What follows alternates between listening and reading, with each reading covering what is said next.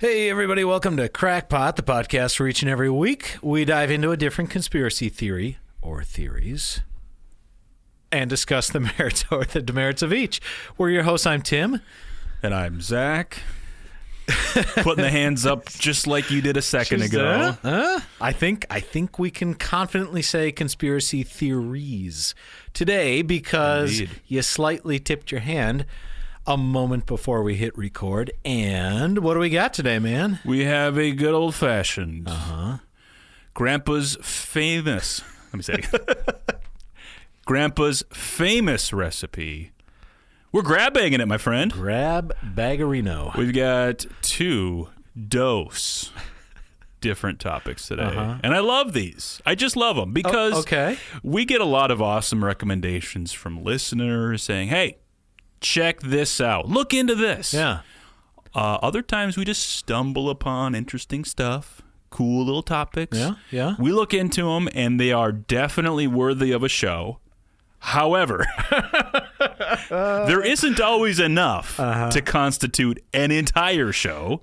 That's the thing. That's the thing. Like, any topic anyone takes the time to send us, like, there's always something there. Yes. Is there enough to fill up 45 to 60 minutes? Sometimes. Well, depends on how quality those 60 minutes can be. Ooh. And you know what's funny? You're not wrong.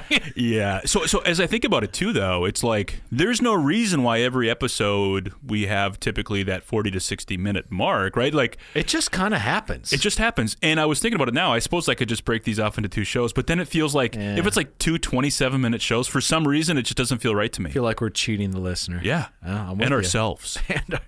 and the shareholders. Indeed. So how many do we got today? What are we talking? Is there a theme? What's the gist? Okay, so we have two very different topics, but I suppose what you could say is that they're kind of perhaps relating to maybe journeys in their own way. Okay. In their own interesting ways. Okay. So the first half of the show, I'll be talking about Project Pegasus. Which we'll get into that in a sec. Okay. And the second half of the show, I'll be talking about Carnac Stones. I am at a loss for both of these. That's good, actually. You won't be after an hour here, but I will say, for now, let's just leave it right there.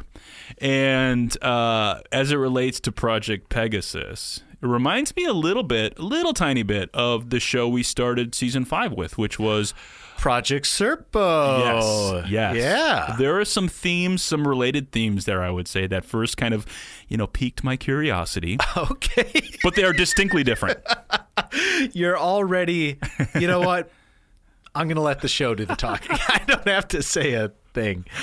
Beautiful. So actually, before we get going, have you legitimately really ever heard of either of these topics? So Project Pegasus, when you mentioned the Project Serpo kind of ishness, yeah. I think I know a little bit. Okay. Carnac Stones, no, I don't. I don't know what that one is. Okay.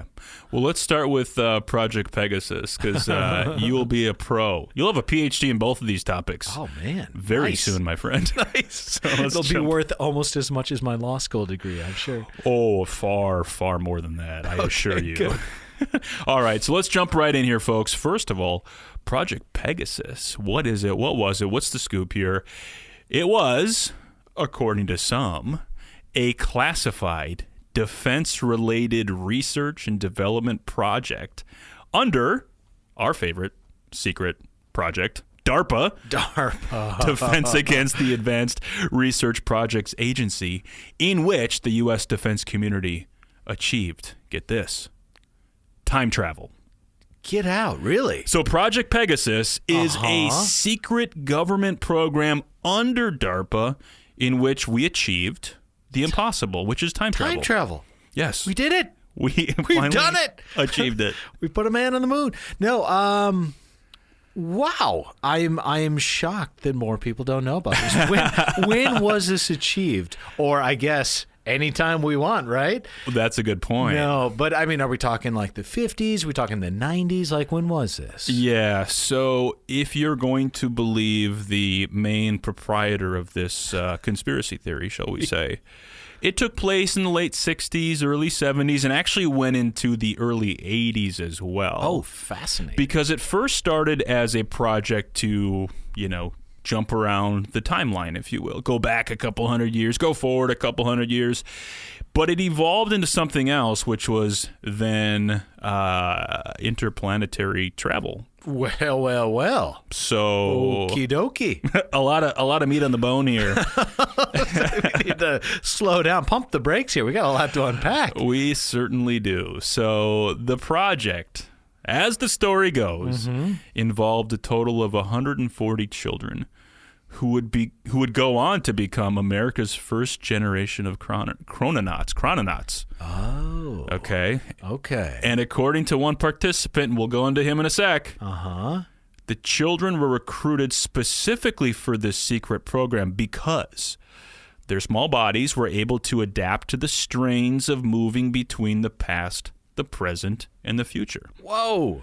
Well, that's kind of twisted, but yeah. All right. So this secret program involved about 140 kids who are literally time travelers.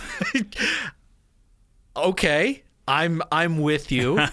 Are we talking like 5-year-olds? Are we talking like 15-year-olds? Like what are we talking? Yeah, so according to this man, this man, you keep talking about. I'll let you get there. I'll let you get there. Well, let me get into him first, and then we can back into everything all right, else. So there's a man by the name of Andrew Basiago, who is kin, as far as I'm concerned. He's an attorney.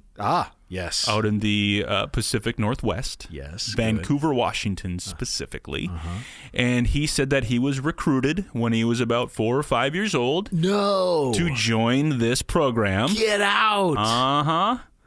That's really young. Yes. And his parents were like, yeah, cool. Sign my kid up for the time-traveling military unit. What could possibly go wrong? Exactly. Well, he went to law school. I think we know exactly what went wrong, right? That's a real tell, isn't it?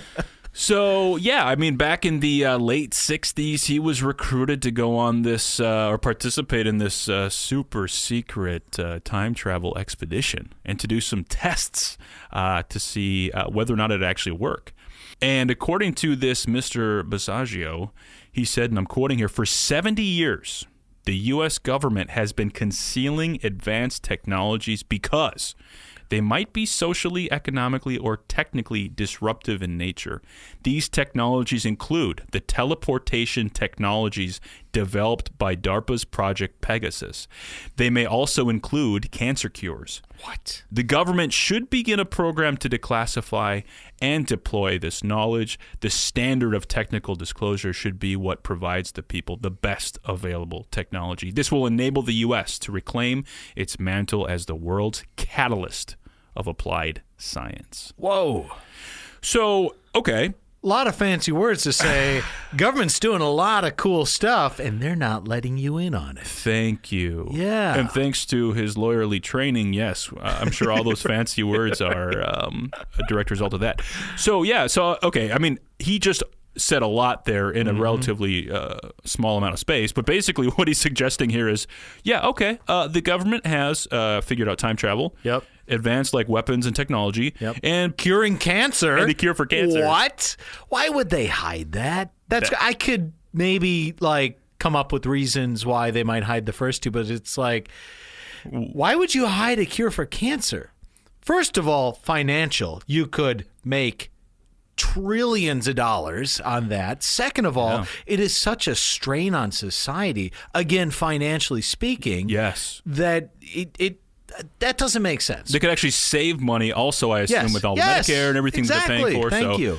100% agree with you. But the scope of this first half of the show really is specifically Project Pegasus, which is just the time travel nature of this. But perhaps Mr. Basiago is onto something else that may warrant get him on other the show, shows. Man. Oh, I think he'd be more than happy to come on.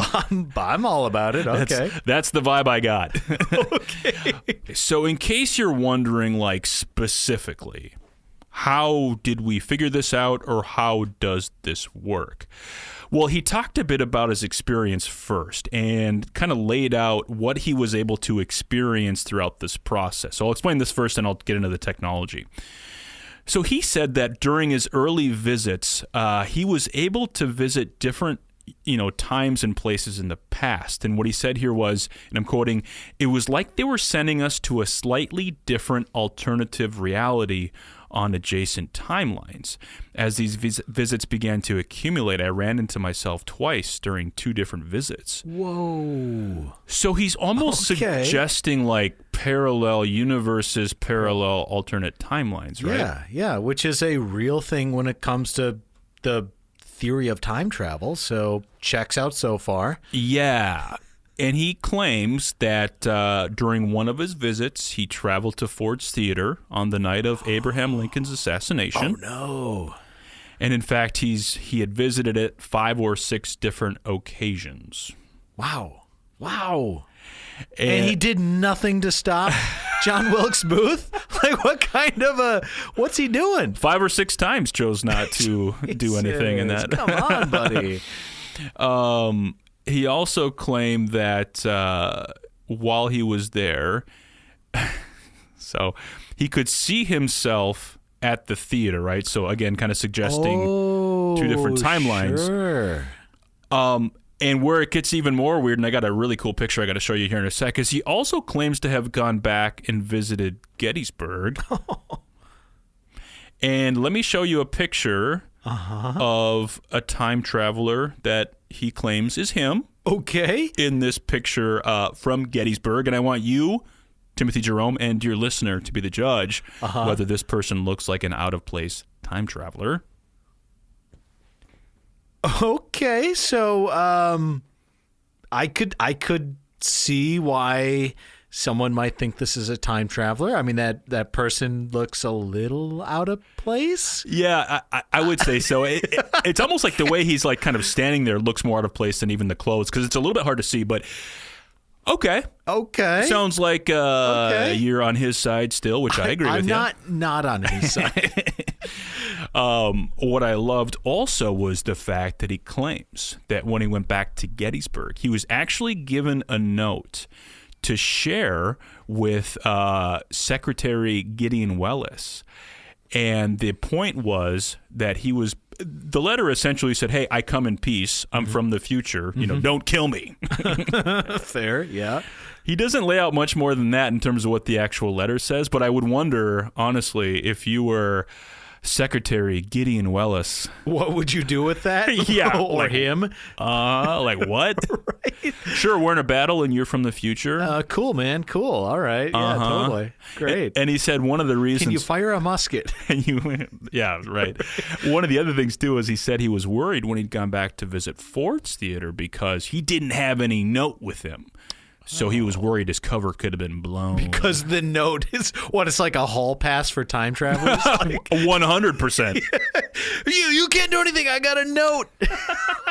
Don't shoot. Don't shoot. I have a note. I'm from the future. I am putting that note in my wallet just in case anything happens. Don't arrest me, officer. I'm from the future. Little insurance policy, we call that around here. Okay. So he's proffered some evidence. You've got the picture. Okay, he's spoken pretty intelligently about it so far. I mean, what's in it for him? Why is he lying? Thank you. Exactly. He's a disinterested attorney out in the Pacific Northwest. Well, okay. You're probably wondering how this could actually work, the mechanics of time travel. Always, yes. Yes. And it's often been debated, discussed, considered. To our knowledge, has not been figured out, except, of course, if you were to name a famous inventor from around 100-ish years ago or so, who typically gets associated with conspiracy theories. Oh, yeah. Is there anyone that you could think of that had the brain power, the willpower, the technology, etc., to do something like this? Oh, 100% Nikola Tesla. That's exactly right. Okay, yeah. So in true conspiracy theory fashion, Mr. Basiago said, it's actually the technology of Tesla that we were able to leverage to do this what, quantum leap? What do you want to even call it? I don't even know. Time travel. Okay, so apparently and evidently, there were some documents that were retrieved from Tesla's New York City apartment after his death back in January 1943 that revealed the schematic for a teleportation machine. Using something that Basiago calls radiant energy, the machine would form a shimmering curtain between two elliptical booms. And he said, and I'm quoting here, radiant energy is a form of energy that Tesla discovered that is latent and pervasive in the universe and has among its properties the capacity to bend time and space. So this teleporter consisted of two gray elliptical booms about 8 feet tall, separated by about 10 feet, between which this shimmering curtain of radiant energy was broadcast. And that, my friend, is what Basiago would enter. He called it a vortal tunnel that would send him to his destination. That's wild. So, I mean, okay. I love all of this. I truly do. Like, top to bottom, inside and out. It's fantastic. Prove him wrong, right? Right. So I just got to ask you, like, is this guy mentally ill, or is he selling like books, or what's his angle? What's his motive? What's going on? Well, I can't for the life of me figure it out either, actually. What's going on? Because he's, like I said, he's kind of a disinterested attorney out in the Pacific Northwest. He's been on Coast to Coast. He does interviews and stuff. Yeah. But beyond that, and like low-level notoriety in the conspiracy theory community, I can't for the life of me figure out why he would be like perpetuating this at all. This is so weird. It gets even weirder, though. Of course it does. So this, okay, let's talk about then. We've established that he can, teleport and transport all over the timeline. You bet, 100%. Then in the 1980s, like I said earlier, still under Project Pegasus, he started going to Mars.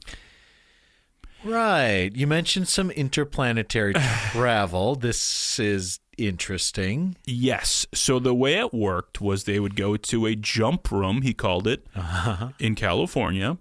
And it was in that jump room that he was instantly transported to the Martian surface, where the U.S. had already established secret government bases. Oh, that rules so much.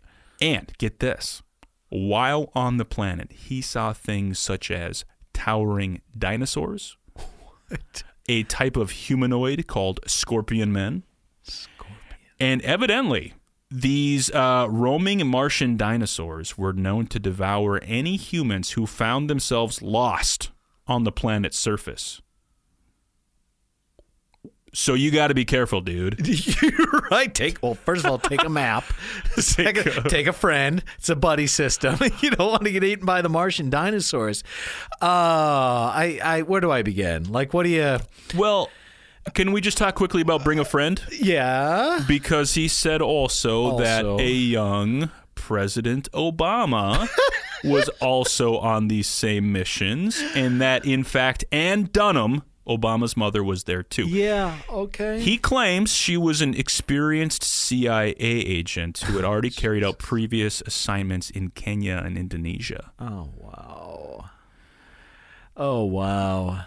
So, how are you feeling? Where are you at? What's your temperature right now? It just got a little more interesting, a little more weird, I guess. I got to go back to the dinosaur thing. We're going to pause on Barry for a second. Okay. Let's just put a bookmark there. What are these? Because, okay, when he's like, I'm seeing the scorpion guys and there's a base and blah, blah, blah. Yeah. It's like, okay, they're all inside or they're wearing like a suit, space suits, right? Yeah. So, oxygen, radiation without the atmosphere. But now he's like, no, there's dinosaurs walking roaming around. Well, yeah, like, what's that about? What's going on? He can't. I'm losing a lot of credibility with the Martian dinosaurs, man. I think where some of his theories start to fall apart a little bit anyways, or at least suggest there's cracks in the foundation of these, is, just these dinosaurs wandering the Martian surface. He had me up until the Martian dinosaurs. Okay. I'm going to set that aside. Maybe I don't know. Okay. Use your imagination. But can we be serious for a second about Mars? Yes. So what he was saying, though, too, was that, okay, the U.S. has been there. We're building bases there because that is going to be one of the outposts for humanity in the future. Sure, yeah. Of course, as well as a base to defend us against pesky aliens. Oh, and such. yeah, like the insectoids, reptilians, that sort of thing. The whole 9 yards, you name it. All the bad ones. Yeah. The grays, depending on how you buy into that. Sure. I mean, like, part of me, I would love to believe that we have a secret base on Mars. Like, that'd be, yes. There could be nothing cooler than that. Yes. And we've been going for decades or something like that. That is awesome. Like, that rules. Yes. Did you have to bring Barack Obama into it? What's that about? Dude, what's that about? Okay, here's a question. Did he come out with that news before 2006? He reported all this stuff back in the mid to late 2000s, so kind of a yes and no. Yeah. But I mean, he didn't hit the national stage until, he ran for Senate. Right. Then, of course, president, obviously, but it would have been cooler if he was like, oh, yeah, there's this guy, Barack Obama, and it's like, who, what, that state senator, that college professor, what? I mean, that would have been cool. Well, here's the thing. So, I mean, you're drawing out all these quote-unquote facts. And all these, that's where I always get hung up, my friend. These quote-unquote truths. But you gotta look at them. You gotta listen to them talk, because I feel like in doing so, credibility goes way up. Okay. So I'm going to play a clip here. Sure. It's about 2 minutes long, and I will say for the listeners at home, we'll post it to Instagram. But just here's what I tell you, even if you don't go check it out right away. What I would tell you is that he looks like Karl Rove, kind of. He's just like this nerdy-looking dude. Yeah. And he speaks with a ton of authority. Yeah. And, I would say, how can you not believe him after listening to him here? So let me pull open this clip here. Let's do it. Officially, I was placed in Pegasus in the fall of 1969 as a third grader and involved primarily in teleporting back and forth between New Jersey and New Mexico and some future locations, because, of course, to teleport back, you need team members in the future to send you back to the present. And also, I described maybe a little bit less on Wednesday the different probes of the future and the past that we took in a virtual form of time travel via the chronovisors. So those were the major emphasis of Project Pegasus. I think it was as a result of those experiences that in 1981 I was essentially requested, almost urged, by Courtney M. Hunt, who was the CIA agent they placed in my life in the early 80s. Throughout June of 81, he was asking me, do you want to go to Mars? And I said, quite frankly, no. I didn't really want to leave Mother Earth. And he said, well, you have to. And I said, why? And he said, because the survival of the human race on Earth depends on it. And I really don't know what he meant by that. He was just speaking of the general proposition that we're going to have to be courageous enough to leave our home planet as astronauts or chrononauts in order to secure our home planet here. Or maybe there was some more elaborate stratagem involved that centered on myself. I just simply don't know. He basically told me, well, get ready because you're going. You can't really talk us out of it.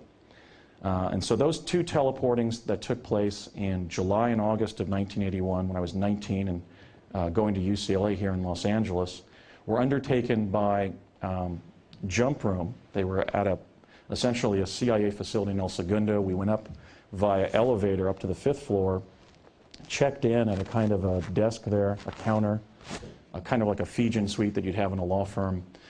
My name was provided to the one person who was working there. And then Courtney said, well, Andy, why don't you step in the teleporter? And I said, where is it? I was familiar with essentially the elliptical-shaped teleporters that had existed at Curtiss-Wright when I was a child. And he said, we just came up here in it. It's the elevator. And so I walked back in the elevator. The elevator went up to about the 8th floor. And Courtney said a couple times on the intercom, are you ready? And I kept on saying yes. And I was getting exasperated with him. And I finally said, light this candle. And then essentially, I felt a great deal of pressure. The elevator began to morph into more of a cylindrical shape. And those journeys took about 20 minutes to reach Mars. As a kid, we were just jumping in seconds back and forth between suburban New Jersey and Santa Fe, New Mexico. Okay, Tim, so you saw the man. Like I said, he's a dead ringer for Karl Rove. I love this so much more now. I honestly thought you were like tongue-in-cheek, this guy speaks with authority and blah, blah, blah. Like, he's a straight-laced guy.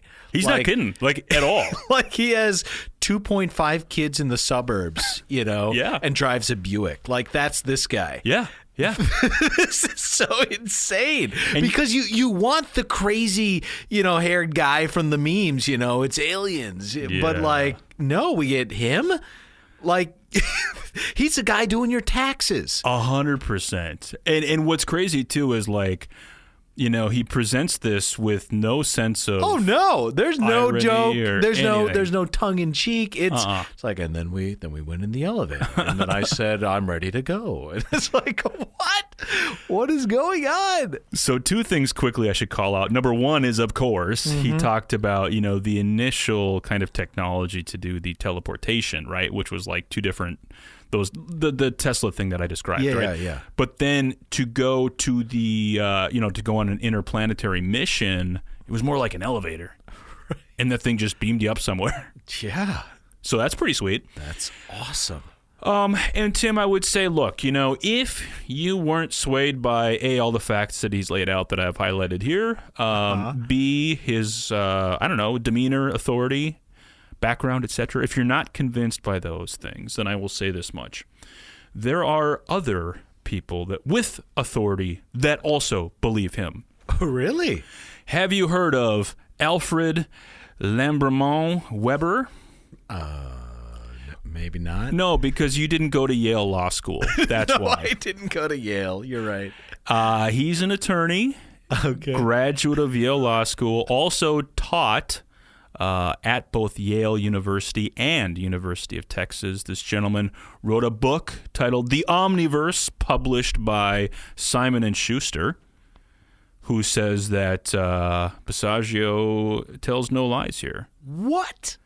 And in this book, which both of us have to buy, The Omniverse, it's a book in which Weber explains that through science, souls are holographic fragments of God, and they help create planets, solar systems, galaxies, and universes in the multiverse. He also reveals, with startling, replicable evidence about extraterrestrial and extra-universal life, the intelligent civilizations created by souls in the afterlife, top-secret alien technology, and the existence of a secret base, as well as life on Mars. So, you may not believe Basiago, but, my friend, another attorney / Yale scholar believes him.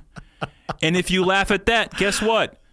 Laura Magdalene Eisenhower, yes, that Eisenhower, the granddaughter of President Dwight D. Eisenhower, also said that Basiago is telling no lies here. What? What is going on? I rest my case, Your Honor.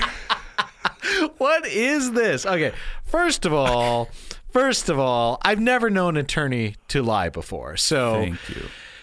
Let's just get that out of the table. Second of all, an Eisenhower? Where does that, what? Dude, they just all come out of the woodwork. I think when you start saying Omniverse, when you start saying bases on Mars, when you start talking about interplanetary travel. This is the goofiest thing I've ever heard of. Well, but it's true. Yes, and it is still also the goofiest thing I've ever heard of. Now, here's the beauty in all of this, okay? And so everybody at home can play along, including us.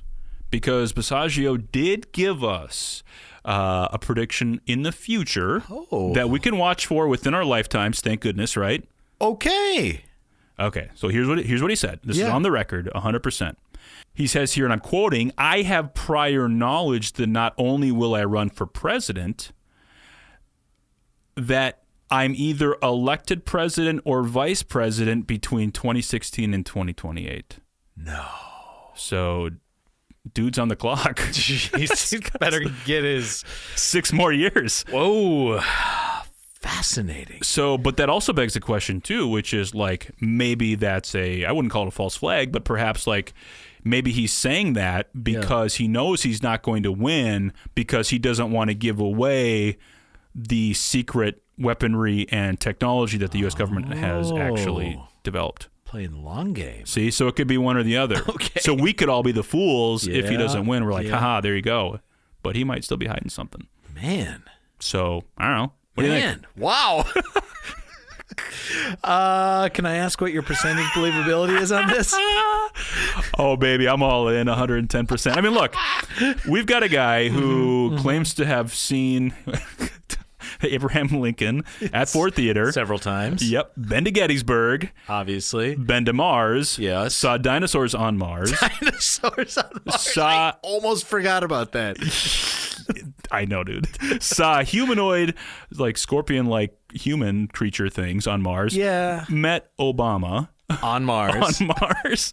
Also has the backing of the academics. Granddaughter. Sorry, yeah. And the granddaughter of a former president. Yeah. So, I mean, I was going to say, dude, I don't. What is there not to What believe is there here? not to believe? I'm all in. Crackpot endorsed. 100%. There we go. Thank you very much. All right. Well, we're back. You got some big shoes to fill here because that was an amazing first half. It had everything. It had everything. Didn't it? Martian dinosaurs, traveling presidents, interplanetary traveling presidents. I'm sorry. Granddaughters of former presidents. Oh, my God. Everything. Everything and anything. Oh, I love it so much. So What's on deck? Well, I just took you on a trip to Mars and somewhere else in the timeline. I can't even really say. So now let's go on another trip to, well, let's stay here on Mother Earth, to okay. quote Mr. Basiago. I don't want to leave either, buddy. All right. Okay. We're going to stay here and we're going to talk about something called the Carnac Stones, which is kind of a trip unto itself. Mm-hmm. So what if I told you, Timothy, that there's a location in Western Europe which has more than 3,000 massive stones? And by the way, at some point in time, many believe there may have been as many as 10,000 stones. Huh. And these are stones that range from a few feet tall to about 15 feet tall, many of them weighing literally tons. Huh. And they're arranged in such a way that suggests purpose. Okay. Sure, yeah. And they're about 2,000 years older than the pyramids. Oh, wow. And they are thought to have been constructed or arranged before the wheel was invented. What? Which is a bit of a problem considering the fact they all weigh tons and they've been moved, many of them, from as far away as like 50 kilometers. And we don't know who put them there. Huh. I would say, first of all, why have I never heard of this? I know, right? Wow. Second of all, where? Yes. So this is located in the northwesternmost region of France. Okay. Brittany, to be specific. Huh. And there's a small town by the name of Carnac, Okay. in which you find most of these stones. But it's interesting, though, too, because I was like, when I started looking into this, I'm like, why have I never really heard of this? Yeah. Because this is such a massive number, and also the fact that, like, this isn't a hoax. I mean, like, unlike the Basiago stuff I just went through, that sounds, let's just I don't face want to it. hear it. I don't want to hear anyways. it. Stop This besmirching the good name of Mr. Basiago. That's good. I'm sorry. Shame on me. This is real. You can go look at these today. They're there, yeah. And how do they know how old they are? Did they carbon date them? Well, here's what's interesting. So they didn't carbon date stones because guess what, folks? What? You cannot carbon date a stone, which we all learned back in Kensington Root and Stone episode. Season 1. Season 1. But they did find tools. They found traces of like fires and stuff that had been left there. Sure. So Okay. they were able to carbon date that stuff. And that gets you back about 4,000 years BC, which is freaking insane. That is so wild.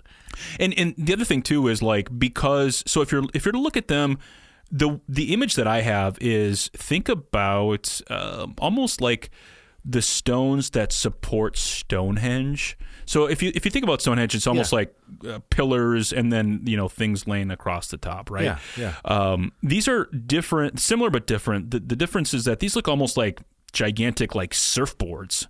Like these stones are just kind of, there's nothing usually resting on top of them. Sure. They're just freestanding stones. They're just sticking out of the ground. Yes. Kind of pointy on the top. Yeah, kind of. Yep.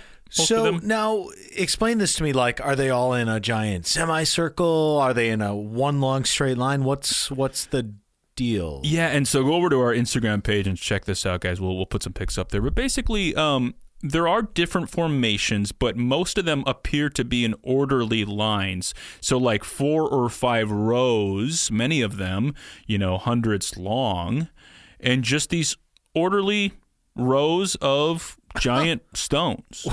What? They clearly were placed there because they're not left over from glaciers. Oh, no, or yeah. anything like that. It's definitely purposeful. Yeah. Things like that just don't happen. Correct. But given the age of these stones and the fact that they know that they're missing some and all that stuff, it becomes very hard to actually tell what the true arrangements were. But the ones that are left over are just like massive rows upon rows of these stones. Well, so I guess the big question is why? For what purpose? Are they all facing cardinal north? Like, are they pointed towards the ocean? Like, what is... I don't know. Yeah, no, I know. So that's exactly what I want to talk about, which is some of the theories. And these are theories from over the years, because you got to remember, 2,000 years ago, humans are scratching their head going, what the heck were these for? Yeah, right. They're already 2,000 years old. Yeah. At that point, actually 4,000, right? Because these are... Oh, yeah, good point. Yeah. Yeah, well, tell how well I did in math. 4,000 BCE. Yeah, so I mean, like over the years, there have just been different theories about who put them there, where they come from, why they're there. Yeah. So let's talk about some of those different theories. The first and probably most logical for most of human civilization was the belief that these were actually left behind by the Celts, who had gone up, ultimately through what is now into, Ireland, right? So geographically, it kind of makes sense. Mm-hmm. And the thought was that these were left over from them. They were specifically from the Druids, the like religious and kind of like political figures of the day. Okay. And that they were some sort of, they served a spiritual or some sort of like monumental purpose to the Celts. Sure. Only problem is they predate the Celts. Wow. As we've figured out in the last 30 years, right? Oh my God. So we can pretty much safely rule that out. But, for much of human existence, we just assumed it was the Celts, which is kind of funny to me, right? Yeah, sure. Right. Who's really old? Well, the Celts are old. Okay, yeah, why not? Exactly, dude. One of my favorites, and this is like beautiful if you think about it, was that it was done by God, the Christian God. Okay. And what this means is, so let me ask you this question. Are you familiar with Saint Cornelius? I am not. He was the 3rd pope. Okay. And at one point, the bishop of Rome. Okay. He was exiled. He fled, was trying to escape the Roman soldiers and all this stuff, right? Because he was about to be persecuted. And if you look at the geographical location of where these are placed, they're between land, and some of them actually run into the sea, and we'll get into that in a minute. But basically, like, while his back was to the soldiers and he was looking at the sea, he prayed, of course, and that turned all of these soldiers into stones. Oh, wow. Which would explain the formation, right? Okay. Nice, neat rows, and 15 feet tall, and... Isn't that cool, though? It is. That's actually really cool. It's cooler than a pillar of salt, even, I'd say. But I do like that. That's a wonderful myth or legend or whatever it might be. I think it's great. A great explanation. Sure. Indeed. So that one's kind of one of my favorites. Another theory is that it was actually done by Merlin, the magician, as in like the sword and the stone, that Merlin. He was a good wizard, of course. Actually, they think he was born in England, but said to have died in France, specifically in Brittany. Huh.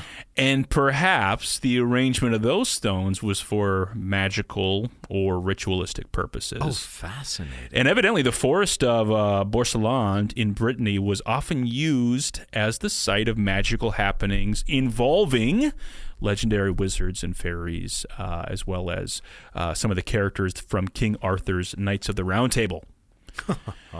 So that's cool. Okay. That theory actually hasn't been disproven, for the record. Good. we got to get into one of our favorite theories, of course. Can you guess it? Oh, did the aliens do it? Well, giant stones, obviously. We should all jump there immediately. Thank you. Okay. Because it explains how they were able to first maybe carve the stones, transport the stones. Obviously. If you're an alien, what are you doing when you're getting here? You're looking for a place to land. Perhaps those rows of stones. Just like a landing strip. A landing strip. Oh, that's Exactly. brilliant. Uh-huh. Okay. Uh-huh. For sure. Again, hasn't been disproven. Yeah, prove me wrong.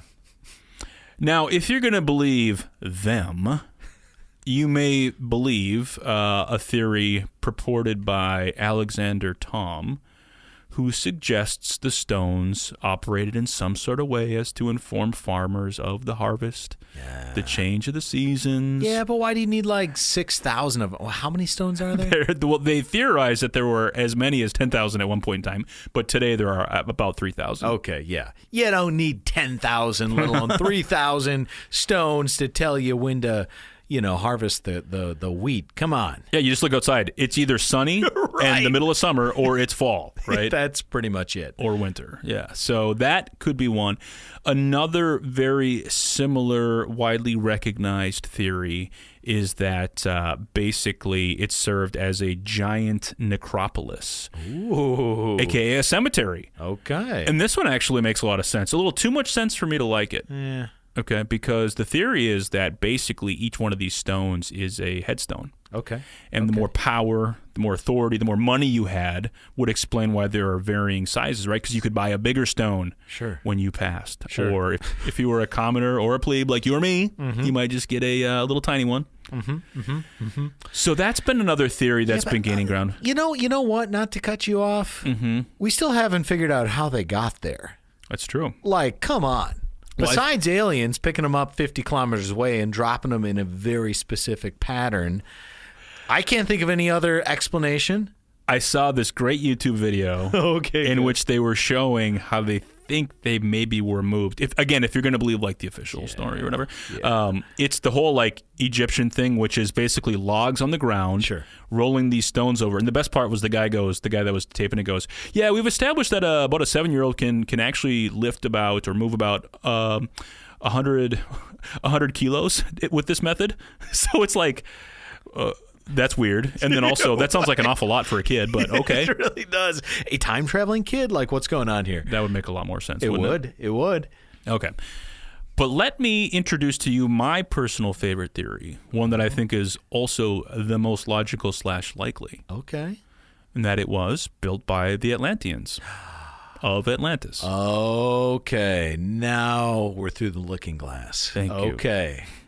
Okay, good. So, all right, let's go there, because if you haven't already, go back, check out the Atlantis episode. What was it, season 2? I don't even know. Something like that? Yeah, it's back there. Yeah. All right, so for this to work, first of all, you got to remember, or you got to understand that some of the stones actually do appear to trail off into the water. Oh, fascinating. Suggesting that perhaps land has sunk underwater, right? And if you're going to go back to the Atlantis episode, one of the major theories about the location of Atlantis is that it's actually right off the coast of kind of Portugal and France. Yeah. And so it kind of makes sense. On the island south of Governus, I think I'm pronouncing that correct, in the Gulf of Morbihan, there are 2 tangential circles, 28 stones in the north circle, 32 in the south circle. The stones are 2 to 5 meters high. Half of the north circle and all of the south circle are submerged. Evidence that the sea level has risen since those stones were built, suggesting that perhaps it is on the site of what was once Atlantis. Dang. And if you don't believe me, well, guess what? Swedish geographer Ulf Erlingsson believes the area encompassed by the Atlantean Empire seems to match the area covered by the megaliths in Western Europe and North Africa, a.k.a. the Carnac Stones, my friends. That's it. Proof positive. That is wild. So of all the theories that I've proffered in terms of how or why or when these were built, which would you say is the most likely? I'm going to guess for you, probably aliens? Besides the aliens you want me to talk about? Let me give you the list here. Celts, God, Merlin, aliens, Atlanteans, and then just, normal people for ritualistic purposes. I love this so much. I do. I really do. I don't even know, man. I mean, okay, in full seriousness, probably some sort of ritualistic or, astrological timepiece or something like that. Right. But I mean, really, how'd they get there? That's crazy. Besides a bunch of 7-year-olds.